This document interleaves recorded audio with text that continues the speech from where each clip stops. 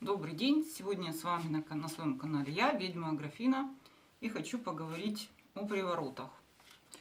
Очень такая тема частая, привороты. Их путают немножко все-таки с привязками, присушками, егильетами. Я должна сказать так, что нет ничего более туманного, чем мнение о привороте.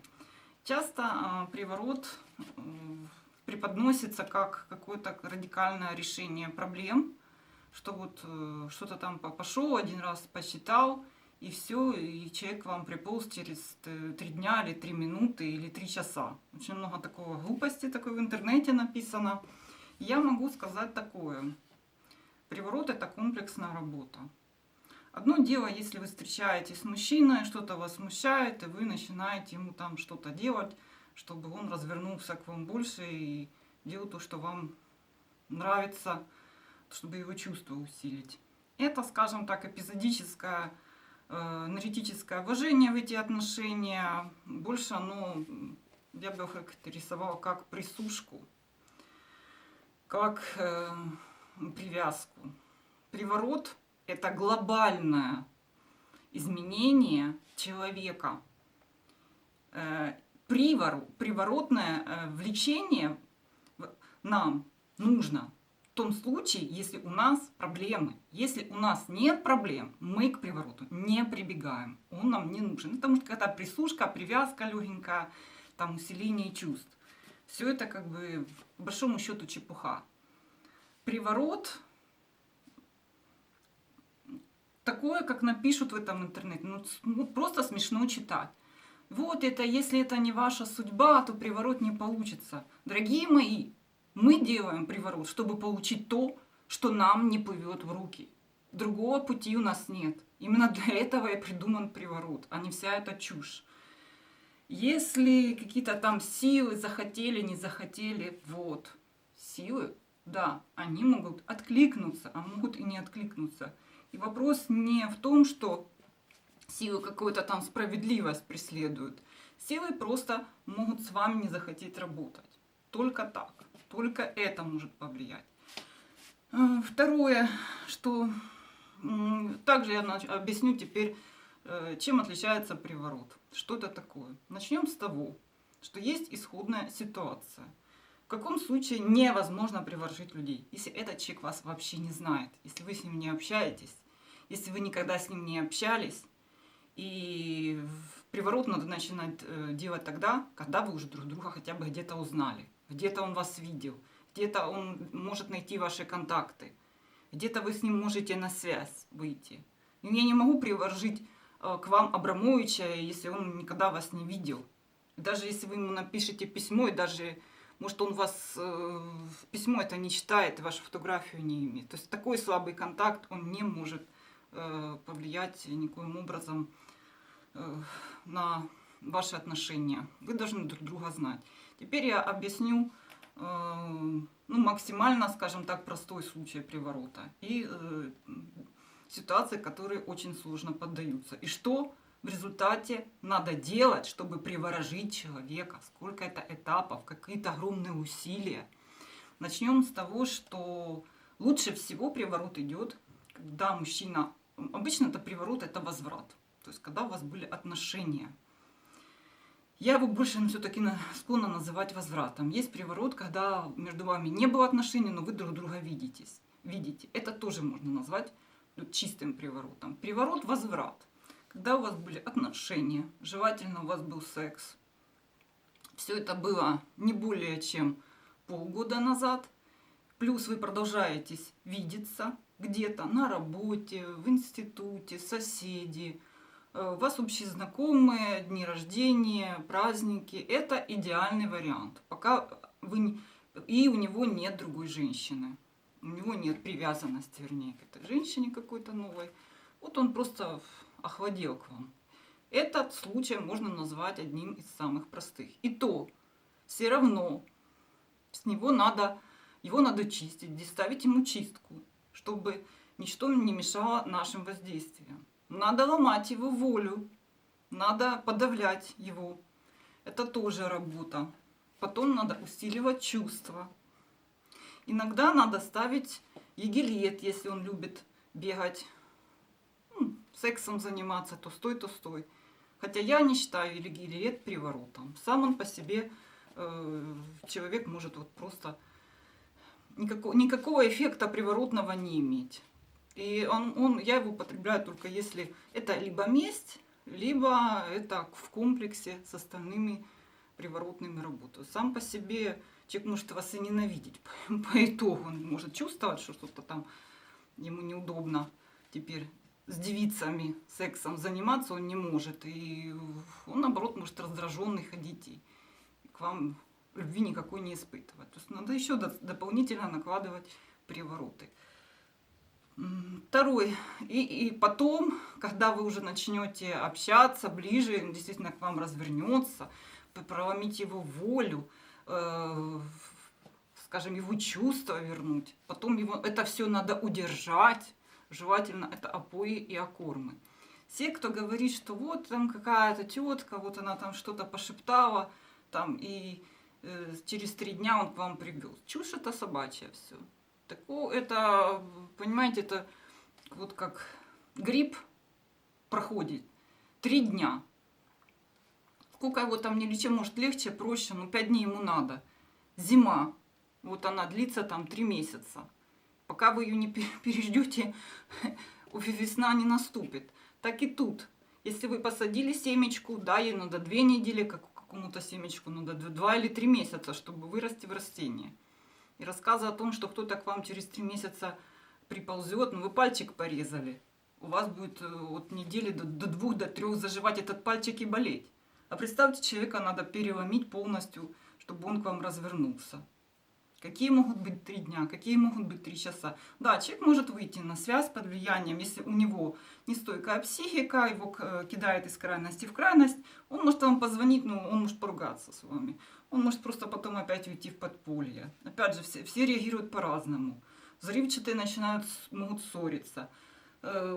Такие более спокойные, они могут уйти в себя первое время. То есть реакция абсолютно разная. Теперь я поговорю о том, что осложняет работу. Самое сложное, когда вы с человеком не общаетесь достаточно долго. Особенно, если это уже годы. Год, 2, 3, он вас не видит, вы его не видите. Еще он вас везде заблокировал. Еще у него есть женщина. Еще она его там привораживает, может быть. И так далее и тому подобное. Может, она и не одна, которую он там подливает, что-то там делает. Еще и она знает про вас и на вас там что-то ставит.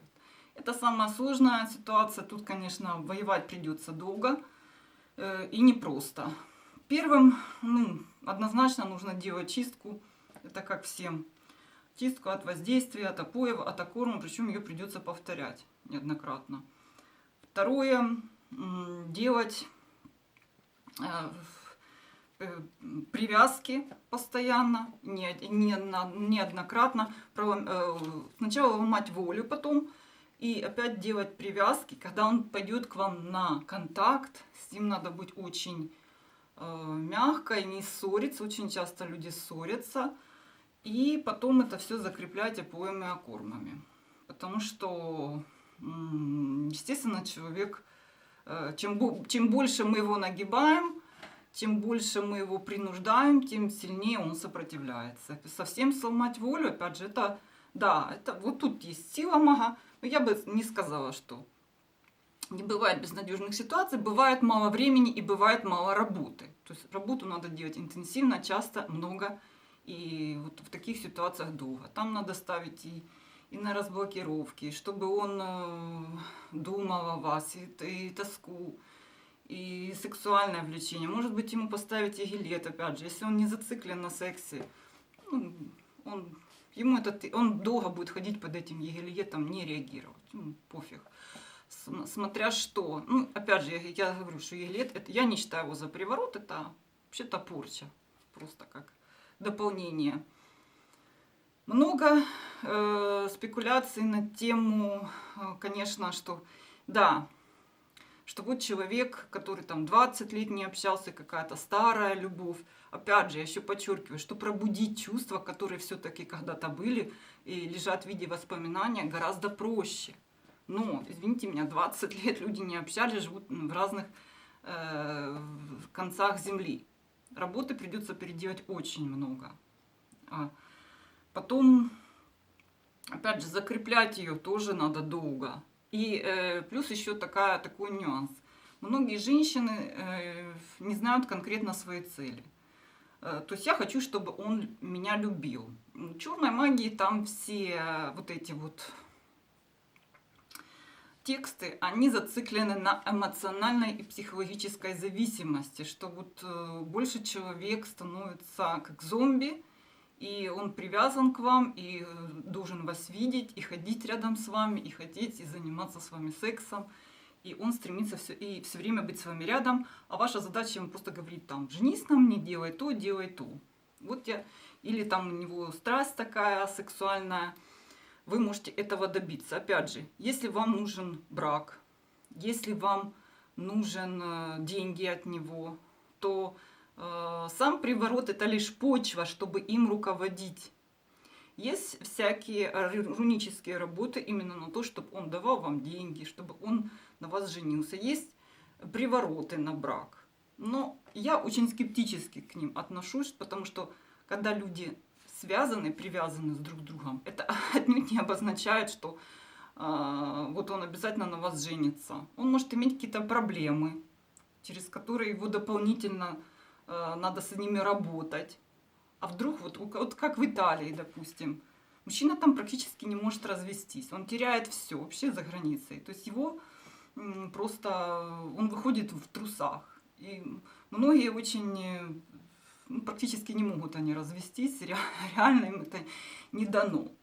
И вот поэтому может он не жениться на вас. Может он не любит, вообще считает, что брак это не он, всячески будет упираться и жить с вами как-то без брака. То есть это отдельная работа, чтобы его принудить к браку. Он может с вами жить, рожать с вами детей, давать деньги, это тоже отдельная работа, поскольку желание заниматься с вами сексом и быть все время рядом отнюдь не означает, что у него возникнет мысль вкладывать в вас деньги и покупать вам какие-то вещи. И все рассказы о том, что вот мы сделаем какой-то приворот, и будет какая-то страсть, и он ради этого будет готов на все. Да нет, абсолютно вранье. Как ни делай, есть мужчина, который он хочет, но он пойдет подрочит, он не будет все равно вам деньги давать. Все. Или жениться. Потому что это отдельная работа. Это его блок, который надо разрушать отдельно. То есть чувства отдельно. Если он от природы, по воспитанию такой, что если он имеет с вами отношения, уже почувствовал какую-то к вам страсть, любовь, вы знаете об этом, и он понимает, что надо жениться, если у него есть такие ценности, он будет это делать. Если он другой человек, у него другие понятия по жизни, то он не будет этого делать. Вы добьетесь просто регулярного секса, может быть. Может быть, вы добьетесь какого-то выхода совместного в люди или совместной жизни. Все. Это, то есть, можно все и дальше его ломать там на деньги, на брак, но это все отдельно. Отдельно. Поэтому надо выбирать и действовать поэтапно. И плюс к тому, что не ждать, что вот прошло 3 дня, 4 часа и 48 минут, а он мне не звонит. Он может просто уйти в себя, почувствовать что-то, наплыв каких-то воспоминаний, им противиться, да, может. Естественно, что, опять же, не бывает сложных случаев, и бывает мало работы. Вот, то есть его надо продолжать долбить. Тогда он будет, или она, то есть и мужчины заказывают привороты. Да, можно положить, сделать какой-то ритуал без пролома воли, без всяческих там чисток. Это будет одноразовый вызов к вам. Может быть, он что-то вам даст. Ну, можно и так делать. И в случае, если я уже говорю, что у вас остальные условия хорошие, что у вас есть связь, что вы часто видитесь, что он вас хотя бы хочет в сексе, у вас есть секс. Может, бывают такие мужчины, которые секс, да, а все остальное они что-то там рассказывают вам. Ты не такая. Вот эти моменты надо понимать.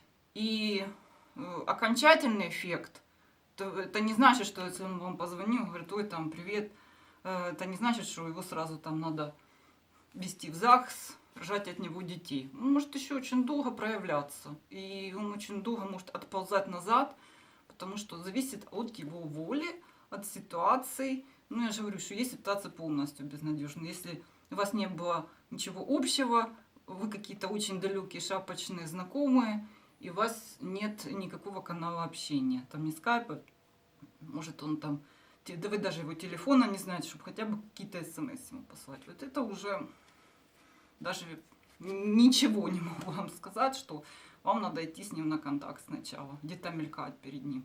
Тогда можно говорить о привороте, но это один из самых сложных случаев. Ну, еще сложнее, если 20 лет на расстоянии, вы не виделись, какой-то там школьный ваш друг. Или просто у вас очень давно уже отношения, другие мужчины, женщины. Это также сложно. Но если другие, их надо тоже убирать. Что они будут на себя тянуть свои ваши силы, отвлекать его. И плюс могут еще магически мешать вам. То есть это уже магическая война, это тоже проблема. Вот так. Обращайтесь ко мне, будем работать в любом случае. Все наши перспективы, все это можно порешать. Спасибо, до свидания.